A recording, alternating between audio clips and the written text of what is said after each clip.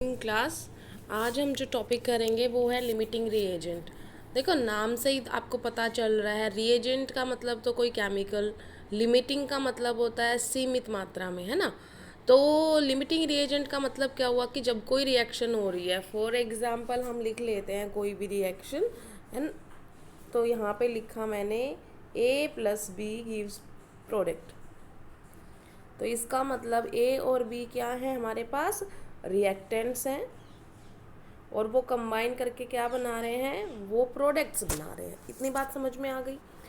अब इन दोनों में एक बहुत कम मात्रा में है, फॉर एग्जांपल ये है, ये समझ लो 1 ग्राम है बस, ठीक है, और ये है 200 ग्राम।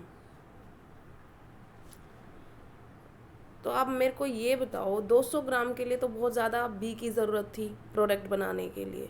तो आपका जो प्रोडक्ट बन रहा है वो कितना बन रहा है, वो किस बात पे डिपेंड करेगा, बताओ किस बात पे डिपेंड करेगा, बी की कंसंट्रेशन पे। इसका मतलब अगर रिएक्टेंट्स में जिसकी कंसंट्रेशन कम मात्रा में होती है, रिएक्शन जो है कितने प्रोडक्ट बनेंगे वो किस बात पे डिपेंड करता है, उसकी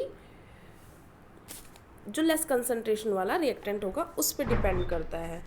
हम कैसे पता लगाएंगे कि कौन से वाला लेस है कौन से वाला मोर है, तो उसके लिए आप बैलेंस्ड इक्वेशन देखो। फॉर एग्जांपल हम कुछ और ले लेते हैं, हम एक सिंपल रिएक्शन लेते हैं। सिंपल रिएक्शन ली हमने, magnesium plus oxygen gives MgO। क्या मैंने सही लिखा है? नहीं, क्योंकि मैंने बैलेंस नहीं किया। आप बैलेंस नहीं करोगे तो आपको कुछ सही पता नहीं चलेगा। तो बैलेंस करने के लिए मैंने यहाँ पे 2 लगा दिया और यहाँ पे भी 2 लगा दिया है, ठीक है। तो अब जो आ गया 2Mg+O2 गिव्स 2MgO, ये रिएक्शन है, ठीक है ना। तो अगर हम बात करें इसमें कितने मोल लगे, 2 मोल। तो मैग्नीशियम का होता है मास, जो होता है एटॉमिक मास, वो होता है 24। तो 2 मोल्स के लिए कितना हो जाएगा, 48, ठीक है। ऑक्सीजन का एक का होता है 16, 2 हो जाएंगे तो कितना हो गया, 32। आप ग्राम में भी लिख सकते हैं, आप यू में भी लिख सकते हैं, ठीक है ना। हम मिला के लिख देते हैं और फिर ये प्रोडक्ट बना रहे हैं। इतनी बात समझ में आ गई। प्रोडक्ट भी हम निकाल सकते हैं, निकालना चाहो तो 24 प्लस में ऑक्सीजन का होता है 16, ठीक है। उन दोनों को जोड़ दो तो कितना आ गया आपके पास, 40। 24 प्लस में 16 कितना हो गया, 40 हो गया। तो ये कितना आ जाएगा हमारा, 80 ग्राम। कहने का मतलब है कि 48 ग्राम मैग्नीशियम तो 32 ग्राम ऑक्सीजन के साथ मिलके क्या बनाता है, 80 ग्राम मैग्नीशियम ऑक्साइड। ये बात तो समझ में आ गई आपको। अब अगर आपको रिएक्शन में, क्वेश्चन में आपसे कोई ये पूछे कि आपको मैग्नीशियम तो दिया गया है सिर्फ 24 ग्राम और ऑक्सीजन दी गई है 200 ग्राम, तो बताओ ये कितना बनेगा। तो बता सकते हो, कोर्स बता सकते हैं। देखो इसका मतलब ये नहीं है कि ये बहुत ज़्यादा अमाउंट में है तो सारा सारा कंज्यूम हो जाएगा। देखो 48 के साथ कितनी ऑक्सीजन कंबाइन करती है, 32। तो 24 के साथ सिर्फ कितनी करेगी, सिर्फ 200 ग्राम में से 16 ग्राम जो है वो काम करेगी प्रोडक्ट बनाने में, बाकी जो है वो एक्सेस है। इसका मतलब प्रोडक्ट कितना बन रहा है वो किस पे डिपेंड किया, जो कम मात्रा में मौजूद था। तो ऐसा रिएक्टेंट जो कम मात्रा में मौजूद होता है और प्रोडक्ट कंसंट्रेशन उसके होने पर डिपेंड करती है, तो वो होता है लिमिटिंग रिएजेंट। इसका मतलब जो रिएक्टेंट कम मात्रा में मौजूद हो, ठीक है। तो देखो यहाँ पे लिख भी रखा होगा, अगर कोई डेफिनेशन है तो हम देख लेते हैं। हाँ, ये आ गई है definition. The reactant which gets consumed first limits the amount of the product formed and is therefore called the limiting reagent। अब जो कम मात्रा में होगा वही तो कंज्यूम होगा पहले, बाकी तो एक्सेस में पड़ा है। जैसे 200 हमने ऑक्सीजन ली थी, 16 कंज्यूम उसमें से हो जाएगी, क्योंकि 24 के साथ सिर्फ कितनी पैचअप कर रही थी, 16 कर रही थी। तो उसके बाद तो वो यूज़ ही नहीं होगी ना। तो इसका मतलब सबसे पहले ख़त्म कौन हुआ, जो कम मात्रा में था। तो reactant which gets consumed first the limits the amount of product form. इसका मतलब वो उसकी प्रोडक्ट की लिमिट कर देता है कि ये इतना ही बनेगा। कितना बनना था, 24 प्लस में 16 लगा दो कितना बनना था, ठीक है। तो ये हो गया हमारा लिमिटिंग रिएजेंट। तो आपको हमेशा ये ध्यान में रखना चाहिए कि एक्सेस में चाहे कोई भी दे दो, आपको बैलेंस्ड इक्वेशन के हिसाब से जो आपको लिमिटिंग हो उस हिसाब से प्रोडक्ट बनेंगे। अब बात करते हैं आगे। आगे जो है वो है बैलेंसिंग। बैलेंसिंग से पहले आ रहा है reaction in solutions, A majority of reaction, और इसके अंदर आपकी कंसंट्रेशन टर्म्स आ रही हैं बेटा। तो हम ठीक है पहले कंसंट्रेशन टर्म्स ही करते हैं। तो ये लो, पहले कंसंट्रेशन टर्म्स क्या होती है पहले ही बताती हूँ। आपने कोई सॉल्यूशन बनाया, ठीक है, और सॉल्यूशन की को आप कई बार करते हो कि जैसे फॉर एग्जांपल मैंने 3 बच्चे थे, 3 बच्चे को बोला कि शुगर सॉल्यूशन बनाओ। तो एक बच्चे ने एक गिलास में, एक कप में 1 गिलास पानी में 1 चम्मच चीनी डाल दी और पानी डाल दिया। उसने दूसरे वाले बच्चे ने 1 गिलास पानी के अंदर 2 चम्मच चीनी डाल दी, और तीसरे वाले बच्चे ने तीसरा जो बच्चा था उसने 1 गिलास पानी में 3 चम्मच चीनी डाल दी। क्या उन्होंने कुछ गलत किया? मैंने उन्हें बोला था शुगर सॉल्यूशन बनाने के लिए, तीनों ने शुगर सॉल्यूशन बनाया है, कोई गलत नहीं है अपनी जगह पे। लेकिन इसका और इसका और इसका तीनों का टेस्ट अलग अलग होगा, है ना, क्योंकि चीनी अलग अलग मात्रा में घुली हुई है, किसी में कम है किसी में ज़्यादा है। तो हम ये कितनी ज़्यादा है कितनी कम है, तो इसको बोलते हैं बेटा कंसंट्रेशन। कौन ज़्यादा कंसंट्रेटेड सॉल्यूशन है, कौन लेस कंसंट्रेटेड सॉल्यूशन है। तो जो लेस कंसंट्रेटेड सॉल्यूशन है या मोर कंसंट्रेटेड सॉल्यूशन है, इन टर्म्स को हम डिफाइन करेंगे, किस हिसाब से हम पता लगाएंगे कौन ज़्यादा है कौन कम है। तो जो ये आपको यहाँ पर दिखाई दे रही हैं, ये दिखाई दे रही हैं, ये चारों की चारों, और भी होती है लेकिन आपके अभी इसमें इतनी है। तो ये चारों की चारों कंसंट्रेशन टर्म्स हैं। अब हम एक एक करके ये पढ़ते हैं कि क्या है ये, कि मास परसेंट क्या है, मोल फ्रैक्शन, मोलैरिटी, मोलिलिटी। मास परसेंट तो शायद आपने 9th में भी किया होगा। ये बेटा परसेंटेज कंपोजिशन नहीं है, कभी आप इसको परसेंटेज कंपोजिशन मान लो। परसेंटेज कंपोजिशन तो फॉर्मूले में से परसेंटेज निकालना था किसी एलिमेंट की। मास परसेंट क्या है अभी बताते हैं। अगर इन्होंने कहीं एक्सप्लेनेशन दे रखा है तो वो बता देते हैं, नहीं तो मैं एक्सप्लेन कर देती हूँ। नहीं बता रखा तो हम यहाँ से शुरू करते हैं, थोड़ा सा क्लियर ले लेते हैं। देखो सबसे पहले आते हैं हम मास परसेंट पे। मास परसेंट को हम ऐसे भी लिख देते हैं, परसेंटेज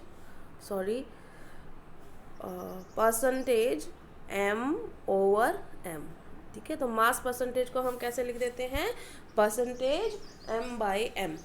अब अगर आपसे कोई परसेंटेज पूछता है आपके कितने आए, तो आप कितना बताओगे कितने आए हैं आपके मार्क्स।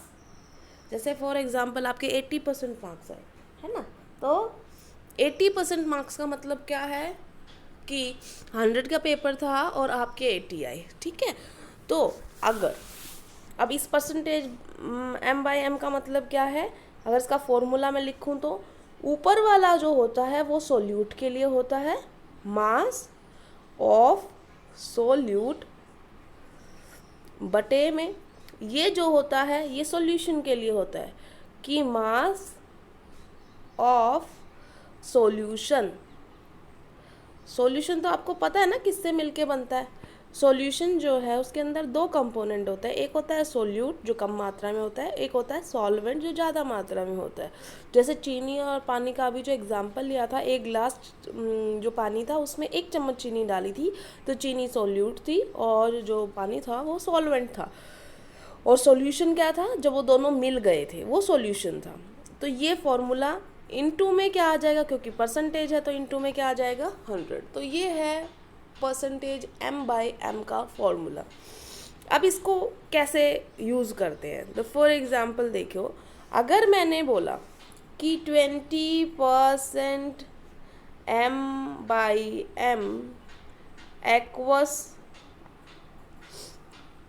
NaOH सॉल्यूशन, तो इसका मतलब क्या हुआ, 20%, इसका मतलब 20, अगर m/m है तो 20 में पीछे यूनिट क्या लिखेंगे हम, ग्राम, कि 20 ग्राम सॉल्यूट कौन है, NaOH, कि 20 ग्राम NaOH है और कितने में घोला हुआ है वो, डिजोल्व्ड इन 100 ग्राम सॉल्यूशन। टोटल सॉल्यूशन कितना है 100, क्योंकि 20% है ना, मार्क्स कितने आते हैं आपके टोटल में से, तो टोटल कितना है यहाँ पर परसेंट है, तो भाई 100 वो हो गया और 20 सोल्यूट हो गया। इतनी बात समझ में आ गई। तो आपको इससे क्या पता चला, आपको सोल्यूट के बारे में पता चल गया, सोल्यूट कितना है 20, सॉल्यूशन पता चल गया वो कितना है 100, और सोलवेंट अगर कोई पूछे तो बता सकते हो आप 100 में से क्या कर देंगे हम, माइनस कर देंगे 20, तो आ जाएगा 80। ये किसका है, सोलवेंट का। किसका, सोलवेंट मतलब पानी था, एक्वस का मतलब क्या होता है, पानी था, सोलवेंट तो इसमें पानी था, ठीक है। तो ये पानी कितना था 80 ग्राम था। इतना समझ में आ गया। अब कई बार परसेंटेज m/m की जगह पे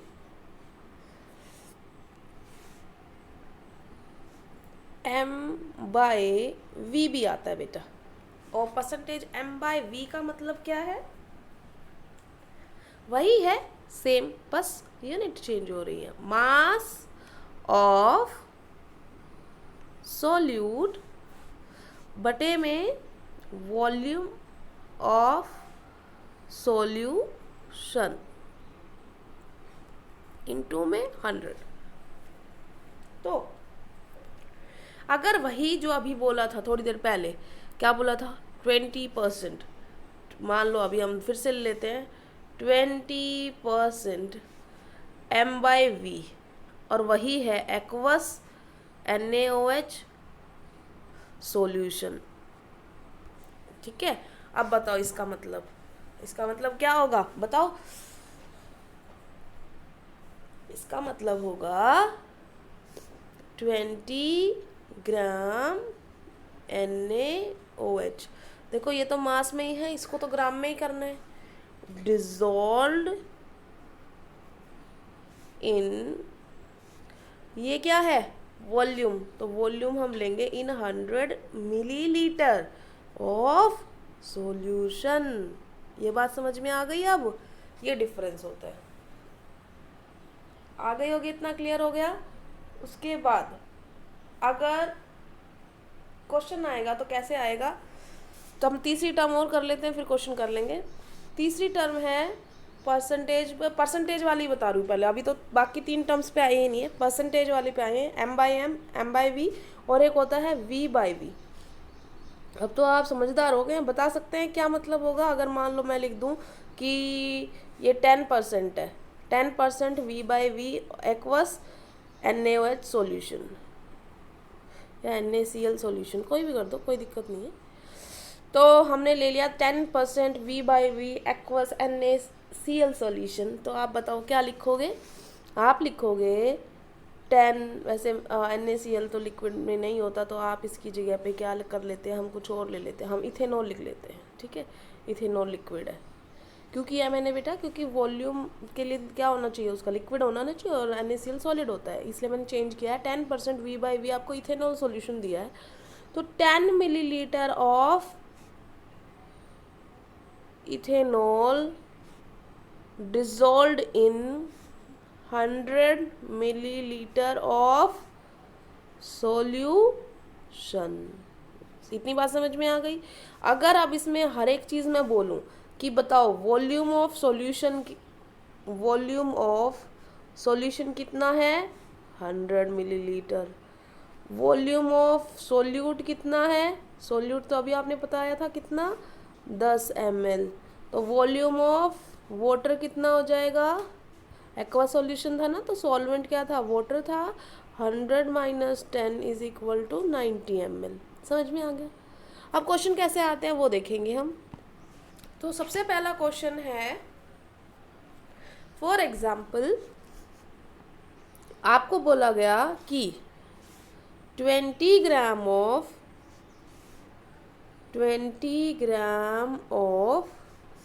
NaOH dissolved in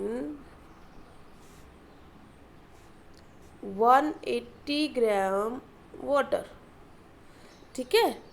तो बताओ परसेंटेज m/m कितना होगा। क्वेश्चन समझ में आ गया। 20 ग्राम NaOH को 180 ग्राम पानी में घोला गया, तो बताओ कितना परसेंटेज m/m होगा। तो सबसे पहले तो परसेंटेज m बाई एम का फॉर्मूला लिख लो। परसेंटेज m बाई एम क्या होता है? Mass of solute. तो मास ऑफ सोल्यूट कितना है? 20। और उसके बाद दूसरा क्या होता है नीचे? Mass of solution. अब ये तो क्या है? वाटर। वाटर तो क्या था? सोलवेंट। तो ये तो सोलवेंट दिया हुआ है, तो सोलवेंट में हम क्या जोड़ देंगे? हम सोल्यूट जोड़ देंगे। तो ये टोटल क्या हो जाएगा? सॉल्यूशन। इनटू में क्या कर देंगे? 100। तो आपकी कैलकुलेशन क्या आ जाएगी? 180 और 20 कितने हो गए? 200। तो इसका मतलब 100 से 100 कट जाएगा, तो 20 बटे में 200 गुना में 100। तो ये कट गया और ये हो गया। और कितना परसेंट सॉल्यूशन आ गया बेटा? 10%। समझ में आ गया? तो ये हो गया हमारा परसेंटेज m बाई एम निकालना। चलो अब दूसरा क्वेश्चन कर लेते हैं। For example 10 millilitre of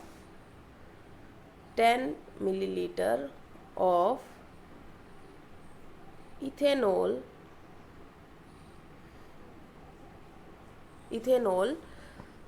dissolved in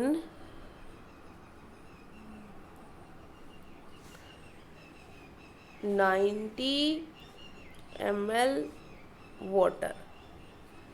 तो आप बताओ परसेंटेज v बाई वी निकाल सकते हैं। Percentage v by V is equal to हमारा है वॉल्यूम ऑफ सोल्यूट, जो कितना है? 10।